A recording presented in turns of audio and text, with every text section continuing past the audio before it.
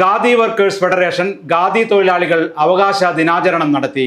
മാവുങ്കാൽ ഖാദി ഓഫീസിന് മുന്നിൽ CITU സംസ്ഥാന കമ്മിറ്റി അംഗം VV പ്രസന്നകുമാരി ഉദ്ഘാടനം ചെയ്തു. തൊഴിലും കൂലിയും ഉറപ്പുവരുത്തുക, മിനിമം കൂലി പുതുക്കി നിശ്ചയിക്കുക, കൂലി കൃത്യസമയത്ത് നൽകുക തുടങ്ങി നിരവധി ആവശ്യങ്ങൾ ഉന്നയിച്ച് ഖാദി വർക്കേഴ്സ് ഫെഡറേഷൻ സംസ്ഥാന കമ്മിറ്റിയുടെ ആഹ്വാനപ്രകാരം സംസ്ഥാന വ്യാപകമായി അവകാശ ദിനാചരണം നടത്തി. ജില്ലാ കമ്മിറ്റിയുടെ നേതൃത്വത്തിൽ കാഞ്ഞങ്ങാട് മാവുങ്കാൽ ഖാദി വ്യവസായ കേന്ദ്രത്തിൽ പ്രതിഷേധ മാർച്ച് നടത്തി. ക്ഷേമനിധി പദ്ധതി കാലാതീതമായി പരിഷ്കരിക്കുക, കുടിശ്ശിക രഹിതമായി വിതരണം ചെയ്യുക.